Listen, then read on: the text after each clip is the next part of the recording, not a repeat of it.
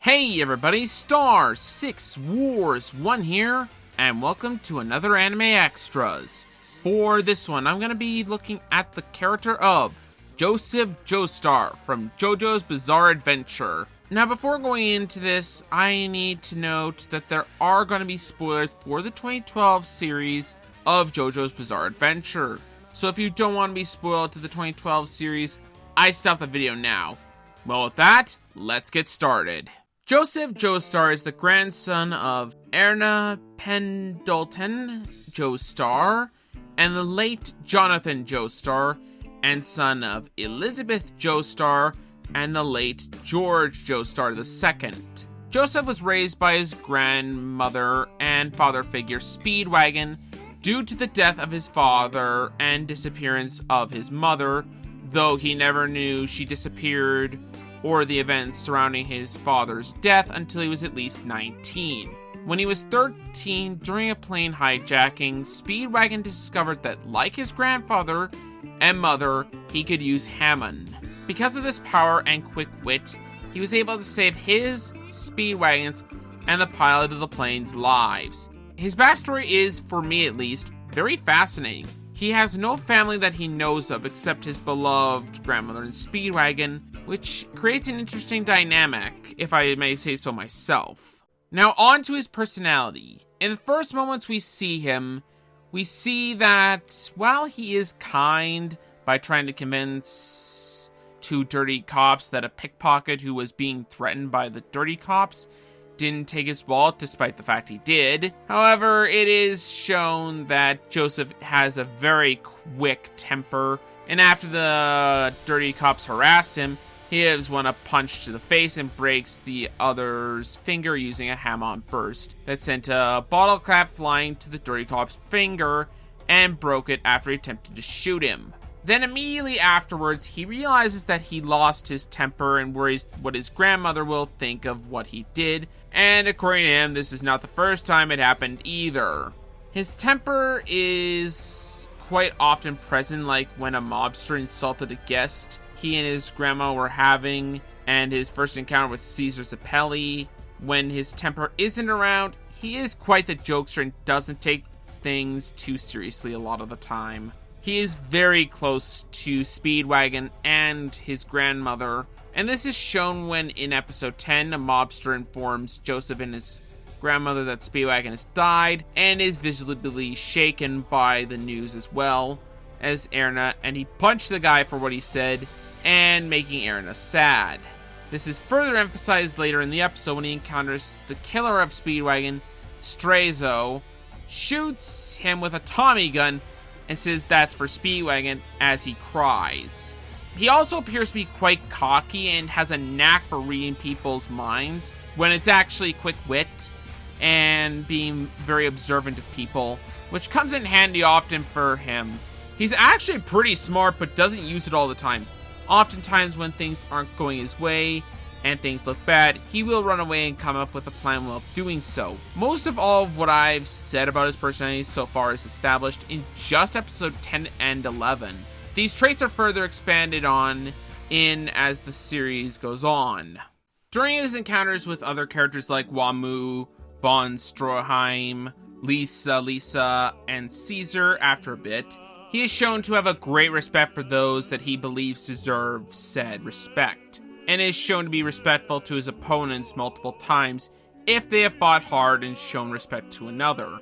In particular, he has a great respect for Wamu as an honorable warrior, despite the fact that he killed his best friend. Now, on the subject of his best friend, his relationship with Caesar Zappelli has a rocky start, to say the least, as when they first meet, Joseph thinks of Caesar as a stuck-up Casanova and has quite the dislike of him. However, this changes over time into a respect for who he is, as well as a close friendship. At one point, however, Joseph insults Caesar's father and grandfather's memories, which leads Caesar to battle Wamu on his own and unintentionally his death. Joseph doesn't take his death well, and during his discovery of Caesar's final gift to Joseph, to where they find where Caesar died, you can see Joseph cry the entire time, while promising his friend that he will avenge him, and explode into a cry of sorrow and grief with tears flowing during this. After this event, he is shown to become extremely angry when someone dishonors the memory of a fallen friend, like when Karis dishonors Wamu by fighting unfairly with Lisa, possibly out of guilt for insulting Caesar's family's memory and leading to his death. However unintentional it was.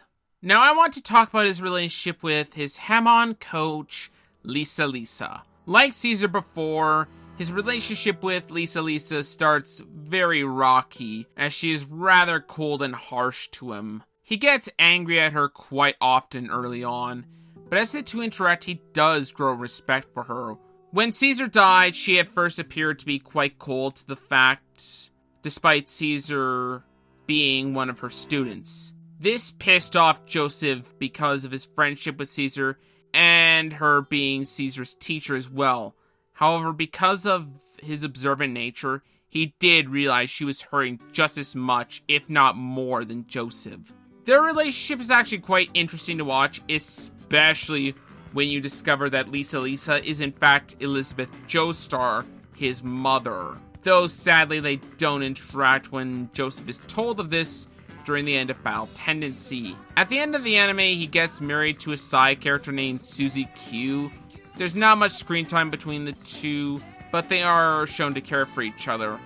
Though I wish I could give more insight into that, honestly, they don't have that much interaction with each other for the fact. Now on to his powers with Hamon. As I mentioned earlier, his Hamon powers were first discovered when he was 13. By the start of Battle Tendency, while he is able to use it for the purposes he needs it for, he has no training with it and seems unskilled next to other Hamon users. After his time with Caesar and Lisa, he's become far more skilled with his Hamon. However, it's weaker than other Hamon users like his grandfather before him. To make up for this, however, he uses his quick wit and observation to use it in different ways. In short, while he's not as powerful with Hamon as his grandfather, he is potentially more skilled with it. Before I end this off, I'm going to go briefly into how Joseph is in Stardust Crusaders. Minor spoilers for Stardust Crusaders, by the way. He now, on top of being able to use Hamon, now has the stand Purple Hermit, which has the ability to grab onto objects and swing like a hookshot or whip. It also can use telepathic powers, enabling him to sense locations or thoughts, and can project them on a TV, camera, or sand on a dusty street. Though with the camera one, he has to smash it to use it. Ironically, Purple Hermit is considered one of the weaker stands, but it saves him and his group a number of times. As for personality, he's a lot more calmer and level-headed most of the time than he was when he was younger. Though he is pretty much the same as he was when he was younger, despite being more calm and level-headed. He cares greatly and worries for his daughter Holly quite a bit. He does care for the well-being of the group, especially his grandson Jotaro. Aside from what I mentioned, he's pretty much the same as he was in Battle Tendency. Now, I'm going to be honest, Joseph Joestar is my favorite JoJo character. He's a welcome contrast to the good, but could have been better Jonathan Joestar, and he's just as, if not more of a joy to watch than Dio Brando. He's a very likable and understandable character. He's a three-dimensional character, he nails the emotional scenes, and has become one of my favorite anime characters, period. Anyways, that's all from me. This has been Star 6 Wars 1, and I'll see you guys next time.